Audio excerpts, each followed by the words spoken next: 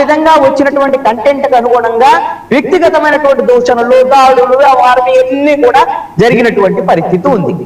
దీంట్లో భాగమే ఇప్పుడు మొన్న పవన్ కళ్యాణ్ కి సంబంధించినటువంటి విషయంలో ఆసుపత్రిలో ఉన్నా లేకపోతే ఇంకోటి ఉన్నా ఏదైనా కానివ్వండి, ఇప్పుడు ఆసుపత్రిలో ఉన్నటువంటి వాళ్ళ మీద కనీసంగా సింపతి చూపించకపోయినా లేకపోతే త్వరగా కోలుకోవాలనేటువంటి దాని మీద చూపించకపోయినా పర్వాలేదు, కానీ దాన్ని విమర్శించడం అనేటువంటిది, దాని ఒక నాటకం కింద చెప్పడం అనేటువంటిది ఇది మంచిది కాదు, మంచి సంప్రదాయం కాదు.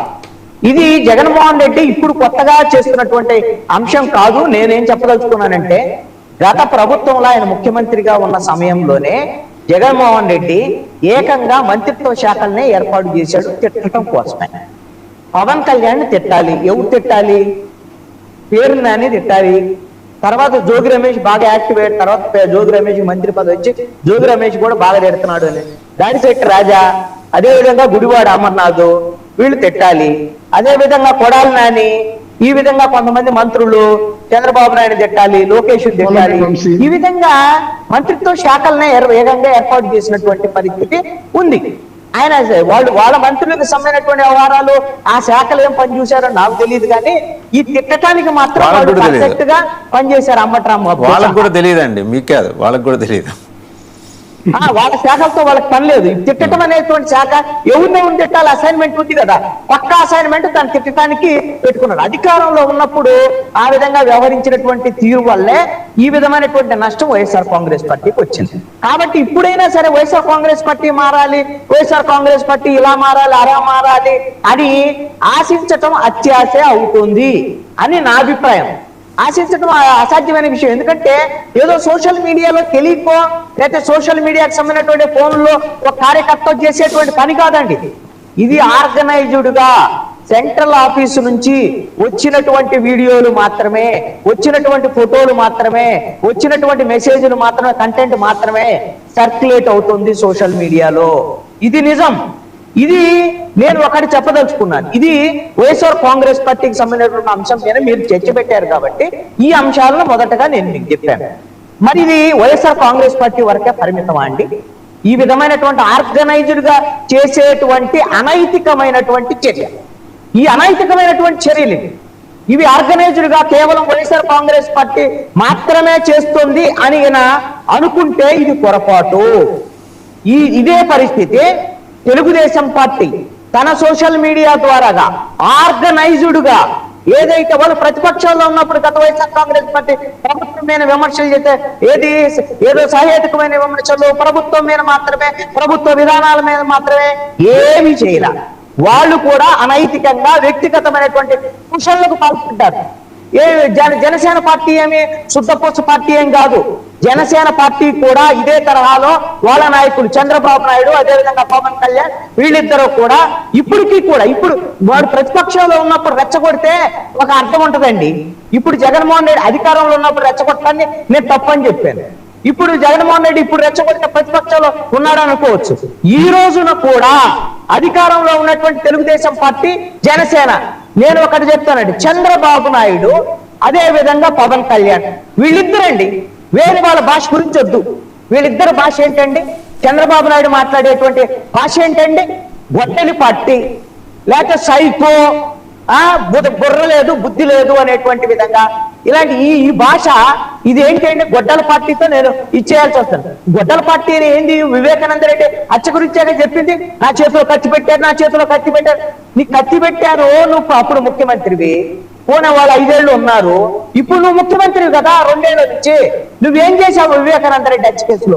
సునీత రెడ్డి మీ దగ్గరకు వస్తే ఏం చేశారు? పోనీ దాని ఏది గొడ్డల పార్టీ అని రోజు మాట్లాడటం, సైకో అని మాట్లాడటం, ఈ భాష ఉన్న మంచిదా? ఇది టాస్క్ ఫోర్స్ మేము ఏర్పాటు చేస్తున్నాం అని చెప్పేటువంటి విధంగా మాట్లాడేటువంటి చంద్రబాబు నాయుడు అసలు ఈ భాష ఏంటి అనేటువంటి దాని మీద ఏమైనా ఒక అర్థం ఉందా? ఏ టాస్క్ ఫోర్స్ ఏర్పాటు చేస్తారు? సీమరాజు ఏం మాట్లాడతాడు? ఆ కిరాక్ ఆర్పి ఏం మాట్లాడతాడు? కిరాక్ ఆర్పిని మీ తెలుగుదేశం పార్టీకి సంబంధించిన మహానాడులో గొప్పగా తీసుకొచ్చి మాట్లాడతాడు. రోజు కిరాక్ ఆర్పి మిగతా పార్టీల మీద ఏం మాట్లాడతాడు? అసలు పవన్ కళ్యాణ్ మాట్లాడేటువంటి భాష ఏంది? ఇప్పుడు డిప్యూటీ సీఎం అయిన తర్వాత మాట్లాడే భాష ఏంది? పవన్ కళ్యాణ్ చెప్పిన తర్వాత కదా పంతో నానాజీ ఆ విధంగా వ్యక్తిగతమైనటువంటి దోషాలకు వెళ్ళింది. పంతో నానాజీని ఏమన్నా ఆగమని చెప్పాడా పవన్ కళ్యాణ్? నేనేం చెప్పలేను, మీకు తెలీదు కదా. ఈ భాష ఈ పారామీటర్ లో మీకు తెలీదు కదా, ఏం మాట్లాడమని జరిగిందో. చెప్పలేను అని చెప్పాడు. ఏంటండి ఇది?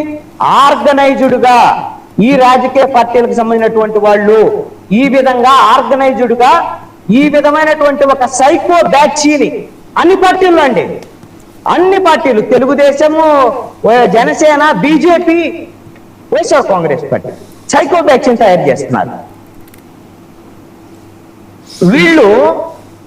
వీళ్ళ వరకే పరిమితం అవరండి. వాళ్ళు ఒక పార్టీని తిట్టుకోవడం వరకే పరిమితం అవరు. ఎవరైనా సరే న్యూట్రల్ గా ఉండేవాళ్ళు వీళ్ళు చేసేటువంటి తప్పుల మీద మాట్లాడారు అనుకోండి, వాళ్ళను కూడా టార్గెట్ చేస్తారు.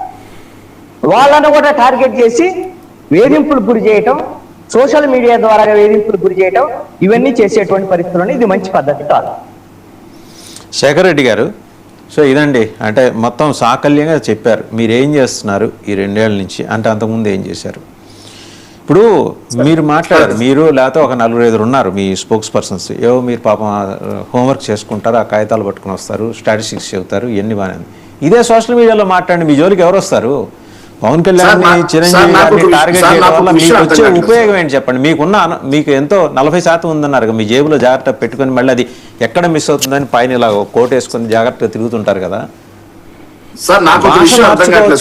భాష మార్చుకోవచ్చు కదా. నాకు ఇప్పటికీ ఒక విషయం అర్థం కావట్లేదు సార్.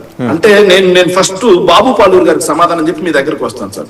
వ్యక్తిగత హననం చేస్తుంటే ఎన్నాళ్ళు చూస్తూ ఉండాలి. అందుకే పవన్ సార్, ముఖ్యమంత్రి చంద్రబాబు నాయుడు గారు పొద్దున్న లేచినప్పటి నుంచి గొడ్డల పార్టీ, బాబాయిని చంపినోడు, సైకో, ఉన్మాది ఇవన్నీ మాట్లాడుతున్నాడు సార్. మరి అదే తెలుగుదేశం పార్టీ సోషల్ మీడియాలో నారా లోకేష్ దగ్గరుండి జూనియర్ ఆర్టిస్ట్ చేత, ఈ ఫోటో చూడండి సార్, జూనియర్ ఆర్టిస్ట్ చేత భారతీ మేడం ని పెట్టి అతను బయటకు వచ్చి ఏం చెప్పాడు? బాగా చేస్తున్నావు నువ్వు, నాకు డబ్బులు ఇస్తున్నారండి నేను చేస్తున్నా. నారా లోకేష్ గారే పొగిడారు, బాగా చేస్తున్నారు మీరు అని చెప్పేసి అతనే ఇంటర్వ్యూ ఇచ్చే పరిస్థితి. ఆర్గనైజ్డ్ అంటే ఇది, కృష్ణాంజనేయులు గారు కూడా గమనించాలి. ఆర్గనైజ్డ్ డబ్బులు ఇచ్చంటే ఇది. వ్యక్తిగత ఆనందం చేస్తున్నారే. మరి జగన్మోహన్ రెడ్డి గారు బయటకు వచ్చి చెప్పు తీసుకొని కొడతా నా కొడకల్లారా అని మాట్లాడితే కామ్గా ఉంటారా? సప్త సముద్రాలు దాటిస్తాను, ఇన్స్పెక్టర్ని, పోలీస్ ఆఫీసర్స్ ని పాయింట్ చేసి చూపించి, ఇదిగో గుర్తుపెట్టుకో, పేరు కూడా ఏదో మసూన్ రావు అనుకుంటా, ఇన్స్పెక్టర్ ని మసూన్ రావు, సప్త సముద్రాలు దాటిస్తాను, నాకు గుర్తులేదు పేరు, ఒకవేళ తప్పైతే